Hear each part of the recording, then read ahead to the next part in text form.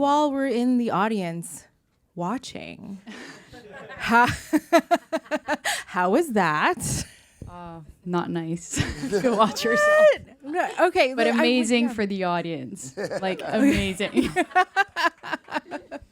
Well, I told them they all laughed at the right bits and not at the wrong ones. And that's a good place to start. But some actors, creators, they love watching themselves, and some are.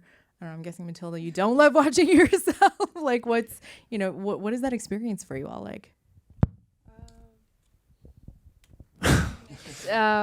You see all the defaults. At least I see all the defaults. But I'm so proud of this film. It was so fun to play such a badass character. I got to do archery and horseback riding and climbing and sword fighting. Those are real horses. Yeah. And that It's a bunch of cats taped together. Each one. Hollywood magic works every time. They're getting so good at smoothing that stuff out. It's so impressive. Robert, what's your take on watching your own work? Are you one that says, yeah, that was good. That was a good one. I'm all right watching stuff that's just happened, within the recent past, but I can't look too far back. I start going, which causes creates a sort of a disjunct, oddly, in your life, because people come up to you, because the internet makes everything ageless now. So people come up to you and they go, I loved you in, insert show here, name, from 15 years ago. Do you know what I mean? You go, oh, yeah. Oh. So I'm a completely different human being. I think I've molted twice since that time. And I haven't looked at a clip, let alone an episode of that thing, for a long, long time. So it's sort of crazy. Like, oh, yeah, no, I was in that, yeah. But this is quite recent. I had just seen it on a regular telly, so I really wanted to see it on a big screen. And it was just, I think it's brilliant. It's like, it's intense and sad and, emotional. It's really good. I really love it. Well, I want to back up a little bit and I want to know the backstory of how you all found your way into this project. I mean, I know, Luke, you're obviously the shepherd of the Red Sonja character and that part of the universe. But what about for the actors here? How did you find your way into this? I was in Italy. That's where I'm from, and I was shooting a TV show. And I got an audition. So I did a self-tape. I did a second self-tape, third self-tape, fourth self-tape. And in between meetings with the director, MJ, on Zoom. And then I was told by MJ that if I wasn't going to be able to make it to LA, I wasn't going to get the part because she wanted to see me live and work with me. And I was really upset about it. But what happened is that she came location scouting in Sofia, Bulgaria, where we shot the film. And she said, if you can fly over the weekend, we can, do a test here. So I flew the weekend, and then it was Saturday when I flew back. I did a 4-hour audition, and then Sunday I was with my son, and I get a video call from MJ, and I was like, what do I do? I was so nervous. I didn't pick up the phone, and then... Wait, you didn't pick up the phone? Was it did you just I don't know, did you just hang up on her? I couldn't get myself to okay. You let it go to voicemail. Then I called her back, and she's like, power move. Pick up. Then she called what is that, the again. 3-day rule or whatever? That was in that Sunday. And then she texted me, and she's like, just before I make my decision, I really need to ask you a question. So I call her back, and she's like, hey, do you want to be the next Red Sonja? So that's I'm glad you called her back. I just love you that she told you weren't getting you were going to get the part. But I'm glad she got you to fly out. Robert, how about you? Yeah.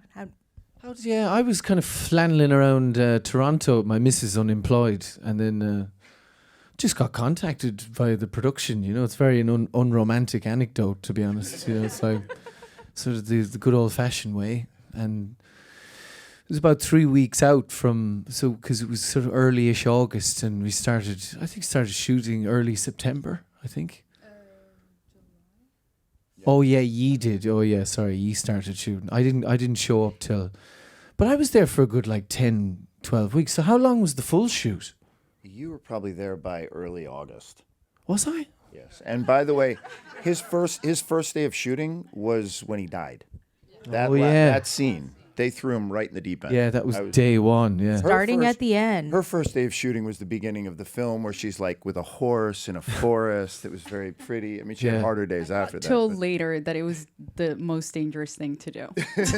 What is the horse thing? Like laying down with the horse. Is it? Yeah. In case they kick you or something. Well, because they tend to get up and their legs go. Jesus. Not nice in the back. Yeah. I'm a bit nervous of horses. Never learn to ride them for work, but after that you're like, good luck. It's not doing that for recreation, you know. Luke, were you part of the casting process at all? Yeah, well, that's what I mean. I was on Team Matilda. Like from the opening tape, we saw a lot. We really cast the role, and fortunately, we convinced the financiers that we didn't to sort of let us have a free hand in that, and we saw a lot of actors, but Matilda, there's something very unique, and very it's sort of in the eye, there's like a realness and sort of an authenticity in there. And I think when you're playing a fantastical character like this, having someone that can come across with that kind of authenticity really helps ground the project and sort of make the whole thing work. And I was on board. That's my point. Like, if MJ didn't cast you, I would have thrown a fit. I concur. I think you're magnificent to watch. You know, I know it sounds like putting you on the spot a little bit, but it's so true. You're incredibly compelling, and you know, just huge dynamic stuff going on, and beautiful, and just I think you were lucky to get Matilda. Yeah. So with this character, Red Sonja, I mean, you have the comic books, you have the movie from the 80s. You know, we see a little bit of that reference in here. We'll talk about that in a second. But with so much source material to draw from for as actors, how do you incorporate that? Like, how do you filter what you're going to glom onto and inspire you versus, you know, what you're going to leave behind? So I've never watched the 1985 film. I was told not to watch it. Okay. But I started reading all the comics that Luke sent me and MJ talked about, and I really obviously wanted to draw from the real character of the comics, but I started going crazy because there's so many issues and so many like versions of her, and I think like the character really evolved through the years. So I wanted to make her my own. So I feel like the main point that I got through the comics was that she's a survivor. She's a warrior, but she's also a survivor. And I wanted to get her humanity and vulnerability. And that was a big point for me. And then like the physical training, you know, was a big part of it. I started like with a strict diet. I was like eating 2,600 calories a day, which is a lot for me. And that was really hard to begin with. And then weight training. And then after a month of basically training and diet, I started doing all the like horseback riding and archery and sword fighting. And it's not something I've done before. I've done physical parts, but it was like the first time that I had to, you know, really build that kind of skills. And the horseback riding, like, I love animals, but horses are such powerful animals, and it looks so easy when you're watching someone horseback ride. And then once I got on the horse, I was so scared I was not going to be able to do it because I was so scared of the horse. But I guess it all worked out somehow. I mean, you look like a natural in there. So, yeah. Robert, were you jealous? God bless editing. Well, was I nervous as well? Jealous of all the horses that she got to ride. Oh, jealous of the horses? No. Of riding the horses. Well, I got to do a little bit, you know, enough. I did like a few days, almost like consolatory training. They're like, oh, you want to do some training as well? Go on then, go on. Good luck. So I did a bit, you know. I didn't do half as much as the damn natty, you know. They had all the heavy lifting to do. Did you draw it all from the source material? Did you check out comic books? Yeah, I did a bit. Yeah, I was very compelled by the in the comic book. Emperor Dragon is this sort of lunatic colonialist who has had a prophecy spoken to him that when his empire stops expanding for a moment and begins to shrink, is the day he'll die. So he's a sort of slave in a way to enslaving everything else, And I thought that was a really lovely sort of analogy for late market capitalism. And rounds of applause. Some socialists in tonight. I thought we stamped you out in the 50s.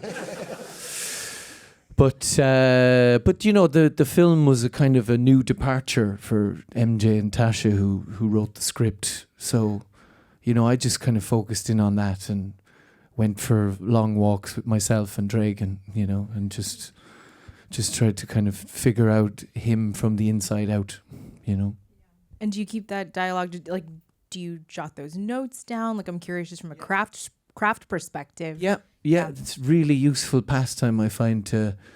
Even yesterday, I'm doing this other thing, and I was cycling along yesterday. And funnily enough, he's a cyclist, the character I'm doing. So I was just cycling or walking, it's great brain ideas time.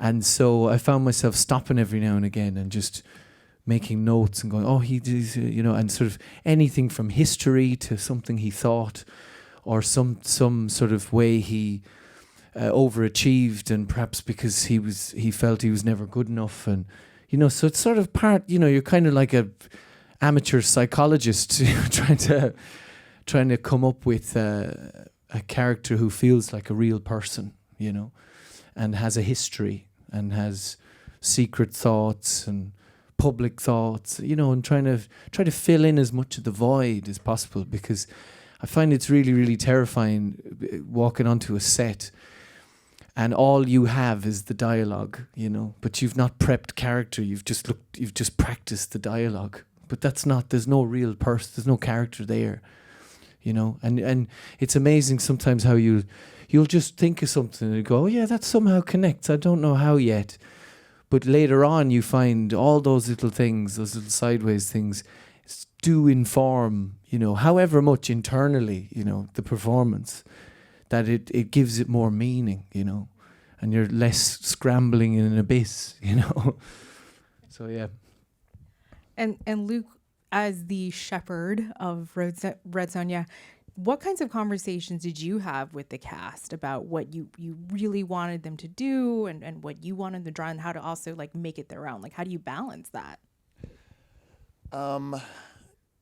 Dragon was a more sketched out character, so he had a lot of license to just sort of do what he wanted. Obviously, Sonja's been in a million books, so part of it was sort of finding, and that really started with the writing with Tasha and MJ, and just sort of navigating hundreds and hundreds of books, thousands of pages of literature to find the stories and the characters. Like Anicia is another character in that was created by Gail Simone, probably 2014, right? So you're plucking this character from here, and you're plucking that character from that story here, and you're weaving it all together, and finding a version of Sonja. I mean, what MJ said is that there's a difference between what appears in something like a comic book and what an actor has to do when they have to make it live and breathe and like a real person. Because no matter how well written a comic book is or how well drawn or whatever, it's just not quite the same thing. Matilda, we have to talk about the iconic look. You know what I'm talking about. The chainmail bikini. That's like probably the most accurate way to describe it. And it's been the point of discussion for various reasons. But were you surprised that this was part of the script, that this was going to be included in the movie? No. Okay. You're like, I signed up because of it. No. Yeah. I was really nervous. You were? Yeah, I was very nervous because I knew I had to fight in an arena with probably 200 crew members and a crowd and horses running around. So it's not easy to do. But I I feel like I was like empowered by the end of it. Really? Yeah. I had to like fight these like soldiers with full on armor and I was winning. In a bikini. Luke, I feel like you have something to add to this conversation. No, I mean, I've just like the endless online argument over whether we were going to put her in a chainmail bikini. And the thing is, what's already happened. But the speculation was just, and the fighting and the arguments that would go on for pages online about if we're going to do it, or is Hollywood too woke to put her in a bikini? And I mean, it just went on. And like, what sort of hit me is that like, everyone's trying to position your character on this spectrum of like the political spectrum, particularly in America with this divisiveness. And you're just trying to tell a story. Like you're not, it was totally, no one gave a thought to any of that. We just wanted to tell a good story that felt true to the literature and true to the character and was fun and cool. And like, that was it, you know? And you get immediately boxed in, like, and people get super charged up about it. And it's all, I suppose, hopefully they'll all just buy a ticket to see who's right. But like,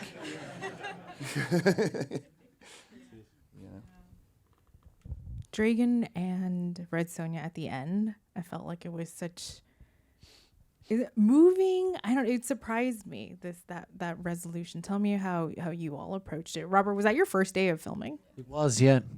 What's that like for you as an actor to do the end first? I know. Well, I'm sure most people here know this. The things are shot chronologically all the time. You drop in the middle or the end, or it's just by sheer luck if you get to do the start at the beginning. But I genuinely thought I was dying because they smeared me in jam and threw me in the forest. It's like. I heard there were bees involved. There were bees circling. Threw a big jar of ants on me. He's like, quick, press record. But it's a very beautiful, untouched country, really, Bulgaria. It feels like Ireland in the 90s, Bulgaria, because there's way more forests and everyone's smoking like chimneys indoors. And trying to conceal the smoke smell with cologne, buckets of cologne. Like the main street of Sofia, there's like cafe, cologne shop, cafe, crepes, cologne shop, another cologne shop along there. There's so much cologne in Bulgaria, it's mad. And they put cream cheese in all their sushi. They discovered. Yeah. But yeah. Yeah. Do you remember that place? Happiness Sushi or whatever it was called. Sorry, I've forgotten what the question was. Your first day of shooting, we put you in. Oh yes, you cried a lot. There was blood. Yeah, I suppose there's a good quote. Yeah, yes, a lot of emotion. There was a quote once I read by an English actor, Anthony Sher, or not the actor himself, but he was playing Richard III in the RSC. It was the first show, and he said to one of the older actors, "God, I'm really nervous." And he said, "Darling, listen, these people haven't paid tickets to come and see you be nervous, It's like, just get over yourself. You're a professional actor. That should be part of, you shouldn't go up there and be like, oh, and be all socially inhibited because you're in a pretend world, you're in the crew, they're all standing around, but they don't give a shit. They're just looking at their aspect of whatever is trying to be achieved, be it the sound or, so they're there in body, but they're not looking at you, in the way that your inner child thinks they are. So I just try and get over, if I try that, just put it to one side, Are we having a therapy session right now? Acting is a bit like therapy, it is. It's like sort of sense of extreme self-looking, Anyway, so... We have some really great questions from the audience. I'm going to go through as many as I can. The first one is from Lindsay, and this one's for Robert. Lindsay says, I'm not used to seeing you play a villain. Would you play a villain again? And adds, thanks for being everyone's happy-go-lucky favorite with range from Misfits to UA, which I'm thinking is Umbrella Academy. So, yeah. So would you play a villain again? Oh, yeah. Villains are great fun to play. Yeah, definitely. Because you get to do lots of the big, flowery camp acting, But the hero, it's a harder job, really, the hero, because you sort of have to be the spine, the backbone, the kind of moral compass of the movie. And ride horses. Yeah, and do lots more stunts. But, I love doing that, I love playing sort of emotionally broken just weirdos, Yeah, that's the, Tell us more. the meat and potatoes, Yeah, definitely. This question is from Kelly, and I think Matilda, I'm going to throw it to you. How long had you been training with swords, and where did you train specifically for the movie? The sword training I started in Bulgaria, and it was like a month before shooting. And the sword is super heavy. So the first time I was doing sword fighting, I couldn't even like move my wrist. And I think if I picked up a sword now, I probably couldn't do that. So it took, they were legit heavy. It wasn't like, propping or just pretending. Yeah. That it's like, yeah. wow. I mean, they're fake swords. Right.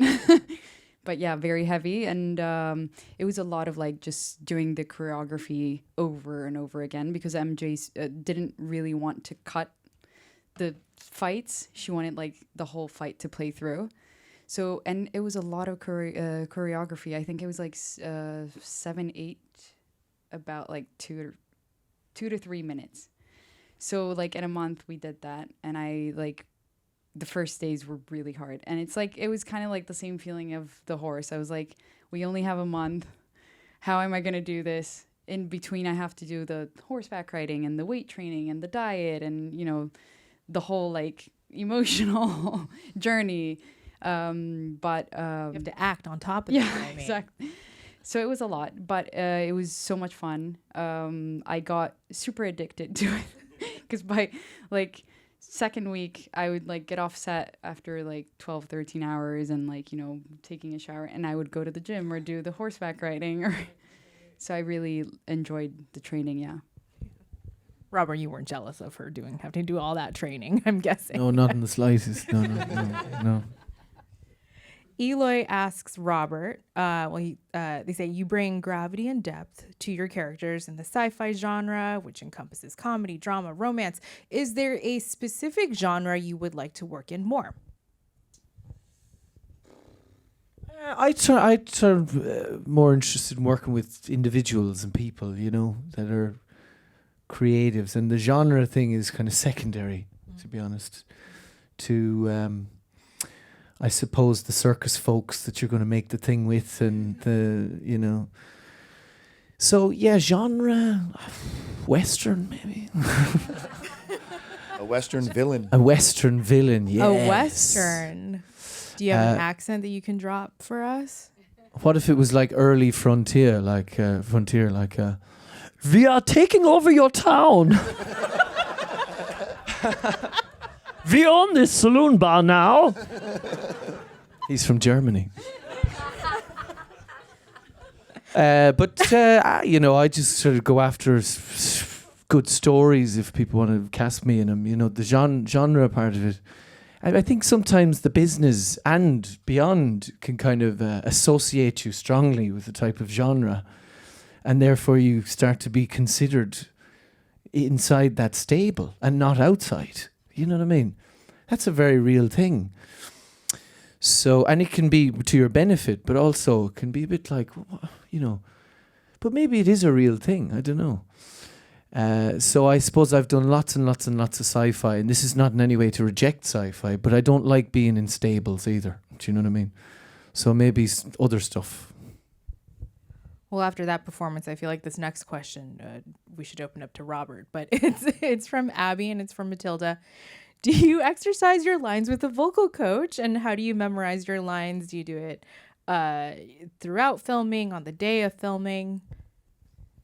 I tend to like memorize lines way before I start shooting because I don't like to like have that to think about, especially when there's a lot of like physical training and like I'm shooting every day, long hours. I get home and I don't want to really think about like, oh, the next day I need to like learn my lines.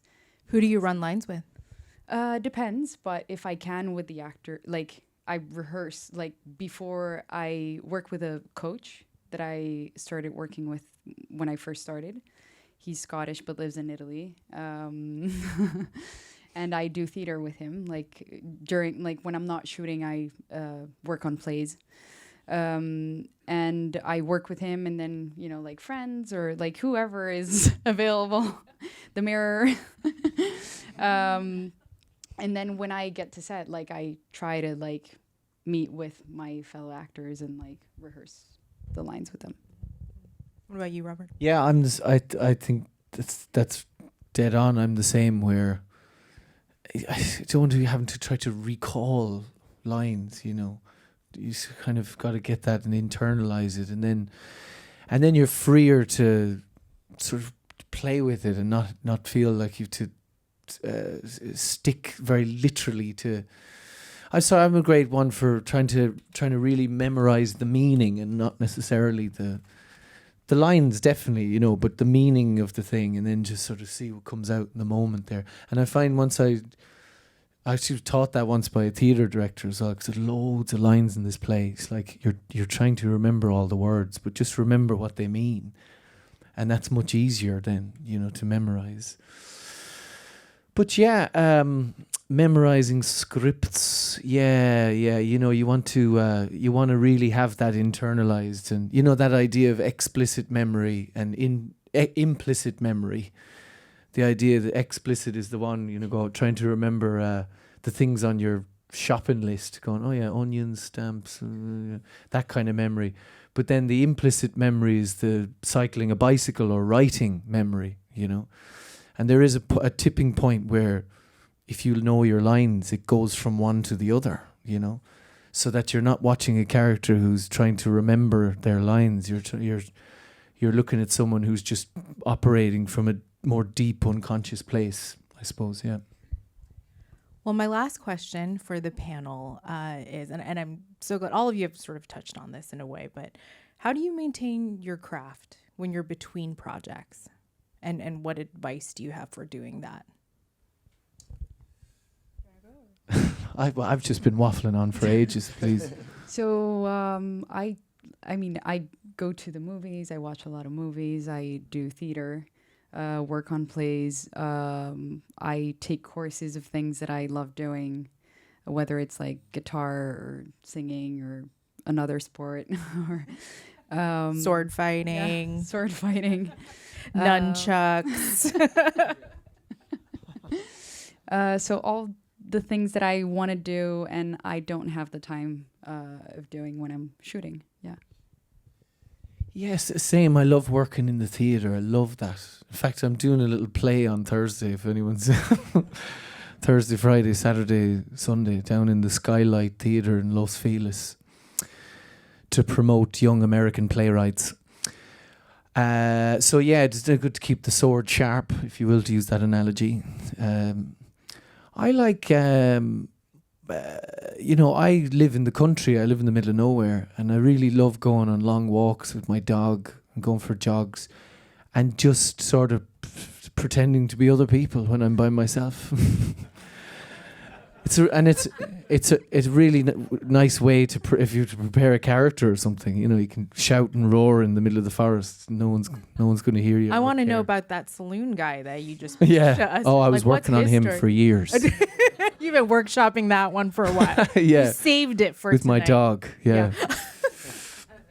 But yeah, it's sometimes you can feel that, can't you? You can feel sort of like a kind of slack if you've not been on a set or on a stage for a long time. It is important to feed the subconscious in any way. Yeah, I agree with you as well. If you see like other artists in a film or a play that's brilliant, that's like, it's sort of, it's very contagious, I think, good acting, So yeah, all of those things. Yeah, all of those things. Luke, take us home. Well, sure, I don't have the same craft. But what I like to do something, like my goal in life is to be doing something different in the afternoon than I was doing in the morning. So I write scripts, I have a law practice, I produce films, I write comic books, I publish comic books. So I literally, within a scope of 3 hours, I'm doing 3 or 4 or 5 different disciplines. And it's kind of my favorite way to be because it keeps me constantly engaged. If I just did one thing, like there was a time where I was in a law firm and I went to the office and it bored the living hell out of me. And it was actually on this, you know, I always did a lot of things, but I was on set in Bulgaria and I was a partner at a firm in Santa Monica, and the head of the firm called me and said, you really can't be off in Europe if you're going to be a partner here. And I said, you're absolutely right.